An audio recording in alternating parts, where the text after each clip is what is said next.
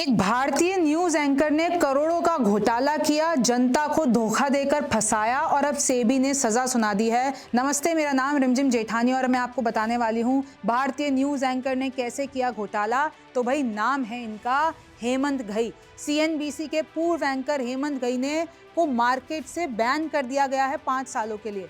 क्यों बैन कर दिया गया? उन्होंने शेयर मार्केट में मैनिपुलेशन किया और दर्शकों का गलत फायदा उठाया। सेबी ने 6.16 करोड़ का इलीगल इनकम जो इन्होंने की उसको लौटाने के लिए कहा है विथ इंटरेस्ट। और इनफैक्ट इस पूरे घोटाले में इनकी बीवी भी इनके साथ मिली हुई थी। धोखाधड़ी में मोतीलाल ओसवाल पर भी 5 लाख रुपए का जुर्माना है। Security and exchange board of India यानी कि सेबी ने एक्शन ले लिया है और इन्होंने पता लगाया है कि भाई कैसे एक शो करते करते एंकर ने अपनी पॉपुलैरिटी का फायदा उठाया, शेयर मार्केट में मैनिपुलेशन किया, जनता को धोखा दिया।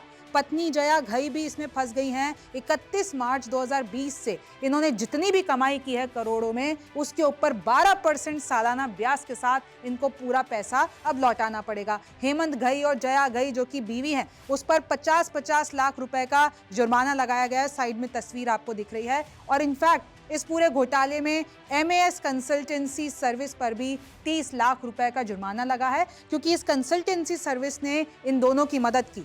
एमओएफएसएल ने इस धोखाधड़ी में हेमंत का साथ दिया। अब मैं आपको ये भी बताऊंगी कि इन लोगों ने कैसे किया। देखिए कैसे जनता को धोखा देकर इन्होंने फंसाया। तो क्या हेमंत घई जो है पूर्व सीएनबीसी के एंकर, इनकी सोशल मीडिया फॉलोइंग बहुत ज़्यादा है, लोग इनको बहुत देखते थे, पसंद करते थे। भाई ये क्या बता रहे हैं, कौन सा स्टॉक खरीदें, कौन सा शेयर मार्केट क्या करें, सब इनकी बात मानते थे। तो इन्होंने अपनी पॉपुलैरिटी का फायदा उठाया, स्टॉक की कीमतों को मैनिपुलेट किया कि अपने शो में आते और बोलते ये स्टॉक खरीद लो।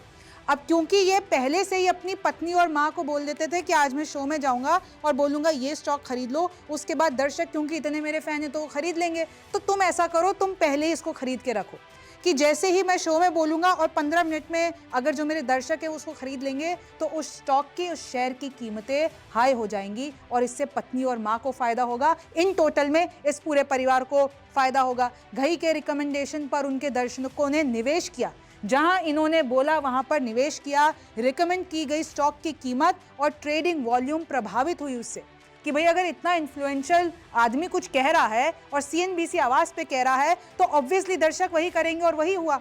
पत्नी और मां पहले ही वो शेयर खरीद लेते थे और इनफैक्ट पत्नी और मां का जो अकाउंट है उन्होंने अपने डिवाइस में एक्सेस कर रखा था। सेबी ने जितनी भी जांच एजेंसियां होती है उन सब की इधर रिपोर्ट मंगवा दी। इनफैक्ट ये जो अनऑथोराइज्ड ट्रेड होता है रिकॉर्ड छुपाने में, ये एमएएस ने इन लोगों की मदद की। एमएएस एक कंसल्टेंसी है जो कि Motilal Oswal financial services limited यानी एमओएफएसएल के तहत काम करती है। धोखाधड़ी और अनुचित व्यापार ये जितना भी होता है, ये जो व्यवहार है इसको पीएफयूटीपी कहते हैं और ये रेगुलेशन का उल्लंघन है। मार्केट से इनको 5 साल के लिए बैन कर दिया है। हेमंत के सिफारिश पर ट्रेन में माँ पत्नी को भाई ये जाते शो में बताते हैं ये फला ट्रेड खरीद लो, ये फला शेयर खरीद लो, ये फला स्टॉक मार्केट में इन्वेस्ट करो। उसके बाद इनकी माँ और पत्नी को 85% मुनाफा होता। आप देख रहे हैं कि कैसे मैनिपुलेशन होता था। इनफैक्ट जो ये मार्केट्स बाय ज़ेरोधा है उन्होंने पूरी डिटेल, आप एक्स खोलिए जाकर टाइप कीजिए, आपको पता चलेगा कि कैसे फॉर्मर सीएनबीसी आवाज़ एंकर ने मिलियंस जो लोग उनकी मार्केट एडवाइस पर ट्रस्ट करते थे उनके साथ धोखा किया, मैनिपुलेशन किया। और देखिए इन्होंने पूरी की पूरी डिटेल्स दे दी हैं ज़ेरोधा ने। और इनफैक्ट ये बताया कि जया हेमंत घई ने कितने, तकरीबन आप देखिए 5 करोड़,